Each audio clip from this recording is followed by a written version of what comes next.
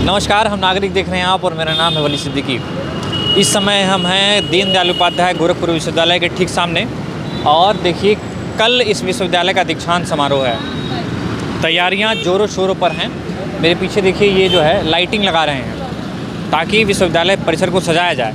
लेकिन एक और बैनर पोस्टर आपको यहाँ दिखेगा, कुलपति तुम इस्तीफ़ा दो, कुलपति हटाओ, विश्वविद्यालय बचाओ। ये बैनर जो है, आप इधर आते जाइए, ये बैनर पोस्टर जो है इन छात्रों ने लगाए हैं जो यहाँ पर पिछले लगभग 4 दिनों से धरना दे रहे हैं। शोधार्थी हैं जो शोध का काम कर रहे हैं, लेकिन इनके परीक्षा में कई पेंच फंसे हुए हैं, जिसे लेकर ये 4 दिनों से धरने पर बैठे हुए हैं। कल जो है उत्तर प्रदेश की सबसे प्रथम महिला यानी कि आनंदीबेन पटेल स्वयं इस विश्वविद्यालय में होने वाले दीक्षांत समारोह की अध्यक्षता करेंगी और सुरक्षा व्यवस्था के कितने कड़े इंतजाम होते हैं ये भी आपको पता होगा।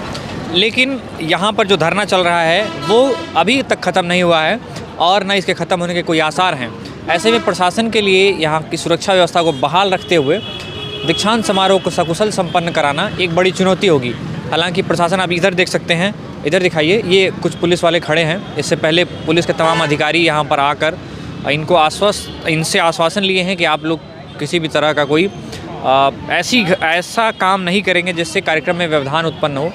तो यहाँ पर कुछ लोग हैं जो यहाँ पे भाई साहब आप इधर आ जाइए।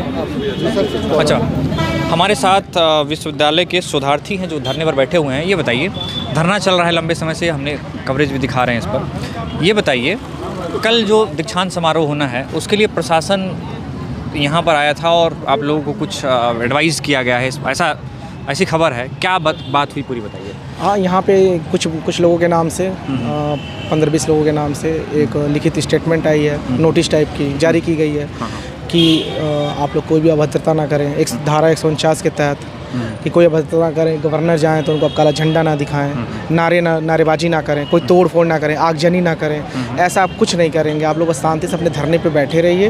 आपको कोई दिक्कत हो बस आप बता दीजिएगा। आप धरने से कोई, और ये भी दिक्कत है, बाहरी अराजक तत्व कुछ क्या कर रहा है उससे आप लोग को मतलब नहीं है। आप लोग अपना पंडाल छोड़ के कहीं नहीं जाएंगे, आप पंडाल में बैठे रहेंगे, एकदम शांति से बैठे रहेंगे। तो मतलब आपको विरोधा प्रदर्शन कुछ नहीं करना है गवर्नर के लिए। तो आप लोग क्या सहमत हो गए इस बात से? हाँ बिल्कुल, हम लोग आराम से चुपचाप बैठे, हमको कोई शिकायत ही नहीं है। हमको बस अपनी बीसी से बात करना है, हमको बाहरी किसी से बात नहीं करना है।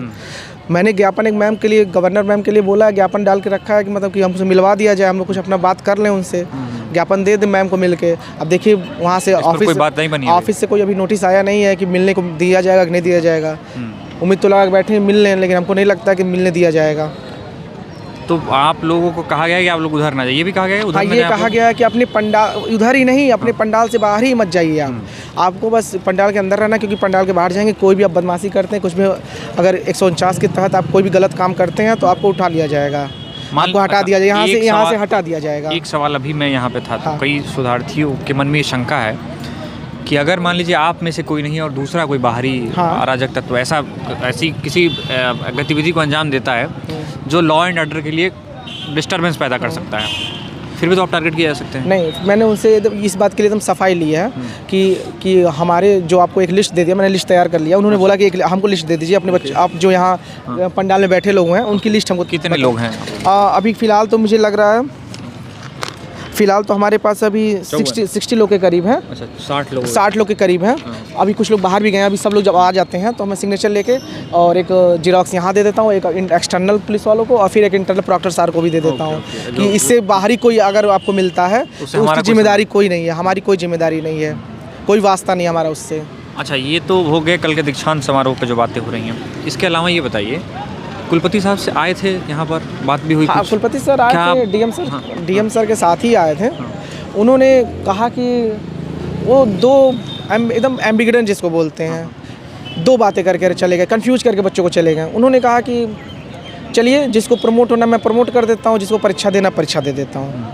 मतलब इस बात का कुछ ना सर ना पाँव, कुछ मतलब ही नहीं निकल रहा है कि जो प्रमोट होना प्रमोट हो जाइए, जिसको पास होना एग्ज़ाम दे के पास होना पास हो जाइए। एक फॉर्म निकाल दी जाएगी, उसमें क्वेश्चन आपसे पूछा जाएगा क्या आप परीक्षा देना चाहते हैं, ये भर दीजिएगा, क्या आप परीक्षा नहीं देना चाहते ये भर दीजिएगा। तो ये अब आप हमारे दिमाग में किसी को यहाँ पे कोई कुछ लिखित में मिला? हाँ, लिखित मिला, वही बात जो आपसे बता रहा हूँ, यही लिखित में था। तो अगर मान लीजिए ये अगर कह रहे हैं कि अगर हम एक फॉर्म जारी करेंगे जो एग्ज़ाम नहीं देना चाहता वो प्रमोट हो जाए। हाँ, उनके कहने का मतलब है कि इसमें क्या बुराई है? बुराई ये दिक्कत ये है कि एक ही सत्र के 2 मार्कशीट कैसे निकल सकते हैं, एक प्रोमोटेड मार्कशीट, एक एग्जाम पास मार्कशीट। अच्छा, आप चाहते हैं कि सबको प्रमोट? हाँ, यहाँ पे सबको मुझे प्रमोट करना है। और कुछ छात्र अगर परीक्षा देना ही चाहते हो तो परीक्षा देना चाहते हैं वो अपना अगर इससे संतुष्ट नहीं होते हैं प्रोमोटेड से, तो वो अपना अलग से परीक्षा कर सकते हैं। वही बात तो वीसी भी कह रहे हैं कि ना, वीसी ये नहीं कह रहे हैं। वीसी ये कह रहे हैं कि मैं एक फॉर्म निकालूंगा, आप प्रमोट होना है तो परीक्षा को बहिष्कार नो कर दीजिएगा, और प्रमोट नहीं होना है तो उसको यस कर दीजिएगा, एग्जाम देना तो यस कर दीजिएगा। आप चलिए ये बात नहीं, उसमें दिक्कत ये है ना कि हम ये नहीं करना चाहिए। हम ये चाहते हैं कि आप प्रमोट सबको कर दीजिए इंटरनल असेसमेंट के तौर पे। अगर जिनको परीक्षा देना उनको लगता है कि मैं अपने नंबर से खुश नहीं हूँ, अगर मैं अपने नंबर से खुश नहीं हूँ, वो दोबारा इम्प्रूवमेंट फॉर्म भर के अपना परीक्षा दे के अपना अच्छा नंबर बढ़ा ले। तो इस बात पर अभी कोई इसी बात पे रजिस्ट्रार सर अब मना करके निकल लिए। उसके बाद आज तक अभी मतलब 48 घंटे हो गए, हमसे कोई मुलाकात नहीं हुई। ये परसों की रात हमसे बात हुई थी। अच्छा, तो आप बताया गया है कि 900 कुछ विद्यार्थी हैं जो आपके सत्र के हैं। हाँ, 940 विद्यार्थी शोधार्थी जो हैं, 940 शोधार्थी जो हैं, तो वो हम लोग के साथ रजिस्टर्ड हुए थे। अच्छा, वो आपके बैच के? हाँ, बैच के थे, पूरे विश्वविद्यालय के। तो आप ऐसा क्यों नहीं कर लेते हैं कि सबका एक 900 जो भी बच्चे हैं, 940 समथिंग जो भी हैं, उनका सबका एक सिग्नेचर करा लीजिए कि हम लोग नहीं देना चाहते, फिर उनसे कह दीजिए वीसी से। जैसे ये करना बहुत मुश्किल है। ये जो कह रहे हैं आप, मैं अगर ये विश्वविद्यालय से भी मांग लूँ तो 940 बच्चों का सिग्नेचर नहीं दे पाएंगे। आज के दौर में 1 से 2 दिन के अंदर मैं मांग लूँ 48 घंटे में, तो नहीं दे पाएंगे 940 बच्चों, क्योंकि 940 बच्चे अवेलेबल नहीं रहते यूनिवर्सिटी में। कुछ लोग 400 कॉलेजेज है, 400 कॉलेज में कहीं दूर बच्चे पीएचडी कर रहे हैं। अच्छा, ये 900 बच्चे सिर्फ इस कैंपस का नहीं है? कैंपस के बच्चे हैं ये। 940 नहीं, 940 बच्चे नहीं, ये जितने आपको दिख रहे हैं ये कैंपस के बच्चे हैं। बाकी 940 बच्चे जो बाहरी हैं, जो दूसरे वो अल्टरनेट करके आते रहते हैं। कभी आज आ गए, कल आ गए, फिर फ़ोन पे बात हो जाती है, या आर्थिक मदद कर देते हैं कि भैया ये रख लीजिए, आप हम मदद कर रहे हैं, डेली नहीं आ पाएंगे। जैसे दीक्षांत समारोह एक बड़ा ओकेजन है, अगर उस समय वीसी नहीं झुक रहे हैं तो उसके आगे के तो झुकने की उम्मीद कम है, फिर क्या करेंगे? उसमें क्या, हम लोग ऐसे बैठे रहेंगे जब तक उन्हें प्रमोट करेंगे, रजिस्ट्रेशन नहीं करेंगे। प्रमोट और रजिस्ट्रेशन बहुत बड़ी चीज़ है। रजिस्ट्रेशन अगर नहीं होगा तो मैं अपना अगर पर्सनल बताऊं तो मेरे पास सिर्फ 4 महीने बचे हैं। मैं अगर पर्सनल बताऊं अपना, बाकी लोग का पता नहीं कितना बचा है, 2 महीना, 1 महीना, 15 दिन, 20 दिन, किसका कितना बचा है, लेकिन मैं अपना अगर पर्सनल बात करूँ तो मेरा 4 महीने मेरे बचे हैं। और 4 महीने में इसकी प्रोसीजर बहुत लंबी है रजिस्ट्रेशन की। परीक्षा, ये पेपर बनवाएंगे, टाइम टेबल निकालेंगे, कुछ दिन देंगे पढ़ने के लिए, परीक्षा करवाएंगे, परीक्षा कराने के बाद फिर रिजल्ट कब निकालेंगे, उसकी इस सब चीज़ों की गारंटी नहीं है। परीक्षा हो गई, चलिए मेरी परीक्षा हो गई, मैं खुश हो गया, मेरी परीक्षा हो गई, रिजल्ट कब निकलेगा, रजिस्ट्रेशन कब कराएंगे, क्या ये कम दिन थोड़ी ना होते। इतना काम मैंने जब बताया 2 महीने हो जाएंगे। फिर उसके बाद एक चीज़ और घटेगा जो मैं पर्सनल बता रहा हूँ, जितने भी फेलोशिप JRF फेलोशिप वाले लड़के हैं यहाँ पे, जितने भी लड़के छात्र हैं JRF फेलोशिप जो लेते हैं, उनका अगर 3 साल कंप्लीट हो जाएगा तो उनकी फेलोशिप रद्द कर दी जाएगी। यानी कि आर्थिक नुकसान बहुत ही ज़्यादा। और मैं बता दूं, पिछले यहाँ 12 महीने से फेलोशिप रुकी गई है। कुछ आंतरिक कागजी कार्रवाई की वजह से यहाँ पे बहुत बच्चों की फेलोशिप रुकी गई है। अब जो कि उस आंतरिक कार्यक्रम UGC गाइडलाइन में उस आंतरिक कार्यक्रम का कोई मतलब ही नहीं है कागज का, लेकिन यहाँ पे दौड़ाया गया बच्चों को। चलिए, मैं समझ गया, DSW की तरफ से दौड़ाया गया। यानी कि अभी कोई आश्वासन नहीं मिला है। तो ये गोरखपुर दीनदयाल उपाध्याय विश्वविद्यालय के कैंपस में हम हैं और कल दीक्षांत समारोह होना है, लेकिन अभी तक जो है विद्यार्थी जो भी विरोध पर बैठे हुए हैं, इधर दिखाइए, ये जो धरने पर बैठे हुए हैं, इनका कोई भी सॉल्यूशन होता नहीं दिख रहा है। सॉल्यूशन नहीं होगा तो ये धरने से नहीं उठेंगे।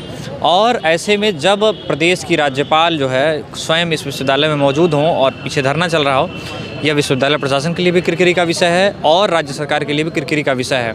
अगर विश्वविद्यालय प्रशासन आज रात तक इस जो है धरने का समाधान नहीं निकालता है तो कल विश्वविद्यालय प्रशासन की किरकिरी होनी तय है। बाकी अन्य तमाम खबरों और जानकारी के लिए जुड़े रहिए हमारे साथ, देखते रहिए हमारे चैनल। धन्यवाद।